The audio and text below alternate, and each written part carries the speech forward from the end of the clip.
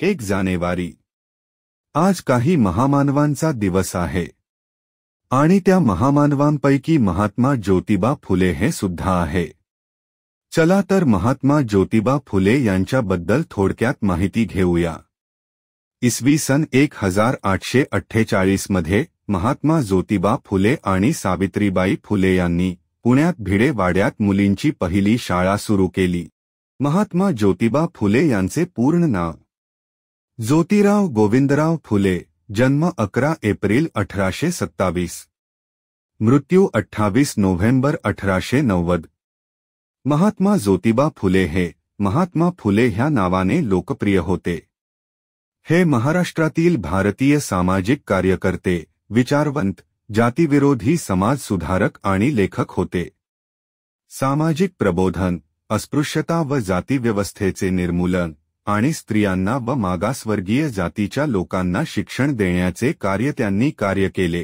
शोषित वर्गाच्या उत्थानासाठी कार्य करणाऱ्या या संघटनेचे भाग सर्व धर्म आणि जातीचे लोक बनू शकत होते। महाराष्ट्रातील सामाजिक सुधारणा चळवळीतील एक महत्त्वाची व्यक्ती म्हणून फुले यांची ओळख होती। त्यांना 1888 मध्ये महाराष्ट्रीय सामाजिक कार्यकर्ते विठ्ठलराव कृष्णाजी वंडेकर यांनी सन्माननीय महात्मा, संस्कृतः महान आत्मा, पूज्य पदवी प्रदान केली होती। महाराष्ट्राला 3 प्रमुख समाज सुधारकांचा वैचारिक वारसा लाभला असल्यामुळे या राज्यास फुले शाहू आंबेडकरांचा महाराष्ट्र असे म्हटले गेले व म्हणतात। महात्मा फुले यांच्या शिक्षणाचे महत्त्व पटवून देणाऱ्या खालील काही प्रसिद्ध ओळी आहे। विद्येविना मती गेली, मतीविना नीती गेली, नीतीविना गती गेली, गतीविना वित्त गेले, वित्ताविना शूद्र खचले, इतके अनर्थ एका अविद्येने केले। बहुजन समाजाचे अज्ञान, दारिद्र्य आणि समाजातील जातीभेद भाव पाहून त्यांनी ही सामाजिक परिस्थिती सुधारण्याचा निश्चय केला।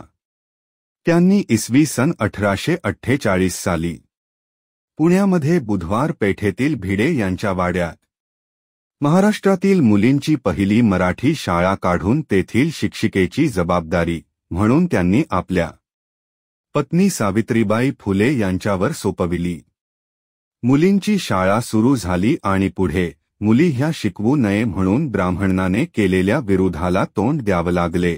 सावित्रीबाईंच्या अंगावर शन फेकत तरी सुद्धा त्यांनी हार नाही मानली, परंतु त्यांना पाठिंबा देणारे कोण होते? त्यांना ब्राह्मणच नव्हे तर ब्रिटिश इंग्रज सुद्धा घाबरत होते। ते दुसरे कोणी नसून ते क्रांतिकारी लहुजी वस्ताद साळवे मांग होते। मागासवर्गीय मुलांना शिक्षणासाठी ब्राह्मणाने केलेल्या विरोधाला रोखण्यासाठी त्यांनी ज्योतिबा फुले व सावित्रीबाई फुले यांना पाठिंबा दिला। ज्योतिबा फुले यांच्या कार्याला सहकार्य म्हणून सावित्रीबाई फुले, राजश्री शाहू महाराज, डॉक्टर बाबासाहेब आंबेडकर, क्रांतिकारी लहुजी वस्ताद साळवे यांनी पाठिंबा दिला। असेच नवनवीन माहिती मिळवण्यासाठी व व्हिडिओज बघण्यासाठी आमच्या YouTube चॅनलला सबस्क्राईब करायला विसरू नका। धन्यवाद।